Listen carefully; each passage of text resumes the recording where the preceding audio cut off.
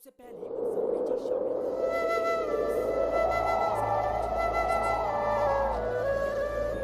ये एक काल्पनिक कहानी है और दिल को गहराइयों तक छू जाने वाली। एक बार स्वर्ग में विचरण करते हुए कृष्ण और राधा एक दूसरे के सामने आ गए। विचलित से कृष्ण, प्रसन्नचित से राधा। कृष्ण सकपकाए, राधा मुस्कुराई। इससे पहले कि कृष्ण कुछ कह पाते, राधा बोल उठी, कैसे हो द्वारिकाधीश। जो राधा उन्हें कान्हा कान्हा कहकर बुलाती थी, उसके मुख से द्वारिकाधीश का संबोधन कृष्ण को भीतर तक घायल कर गया।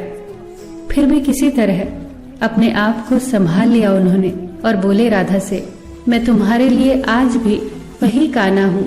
तुम तो मुझे द्वारिकाधीश मत कहो। आओ बैठते हैं, कुछ मैं अपनी कहता हूं, कुछ तुम अपनी सुनाओ। सच कहूं राधा, जब जब भी तुम्हारी याद आती थी, इन आंखों से आंसुओं की बूंदें निकल आती थी। राधा बोली, मेरे साथ ऐसा कुछ नहीं हुआ। न तुम्हारी याद आई, न आंखों से आंसू बहा, क्योंकि हम कभी तुम्हें भूले ही कहाँ थे। जो तुम याद आते, इन आंखों में तो सदा तुम ही थे। कहीं आंसुओं के साथ निकल न जाओ, इसलिए रोते भी नहीं थे।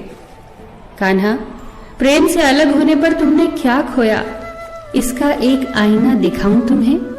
कुछ कड़वे सच प्रश्न सुन पाओ तो सुनाऊं। कभी सोचा है इस तरक्की में तुम कितने पिछड़ गए। यमुना के मीठे पानी से जिंदगी की शुरुआत की और समुद्र के खारे पानी तक पहुंच गए। एक उंगली पर चलने वाले सुदर्शन चक्र पर भरोसा कर लिया और 10 उंगलियों पर चलने वाली बांसुरी को भूल गए। कान्हा, जब तुम प्रेम से जुड़े थे तो जो उंगली गोवर्धन पर्वत उठाकर लोगों को विनाश से बचाती थी, प्रेम से अलग होने पर वही उंगली क्या क्या रंग दिखाने लगी। सुदर्शन चक्र उठाकर विनाश के काम आने लगी। कान्हा और द्वारिकाधीश में क्या अंतर होता है बताऊं? कान्हा होते तो तुम सुदामा के घर जाते, सुदामा तुम्हारे घर नहीं आता। युद्ध में और प्रेम में यही तो फर्क होता है। युद्ध में आप मिटाकर जीतते हैं और प्रेम में आप मिटकर जीतते हैं। कान्हा, प्रेम में डूबा हुआ इंसान दुखी तो रह सकता है, पर किसी को दुखी नहीं कर सकता। आप तो कई कलाओं के स्वामी हो, स्वप्न दूरदृष्टा हो, गीता जैसे ग्रंथ के दाता हो, पर आपने ये क्या निर्णय लिया? आपने अपनी पूरी सेना कौरवों को सौंप दी और अपने आप को पांडवों के साथ कर लिया। सेना तो आपकी प्रजा थी, राजा तो पालक होता है, उसका रक्षक होता है।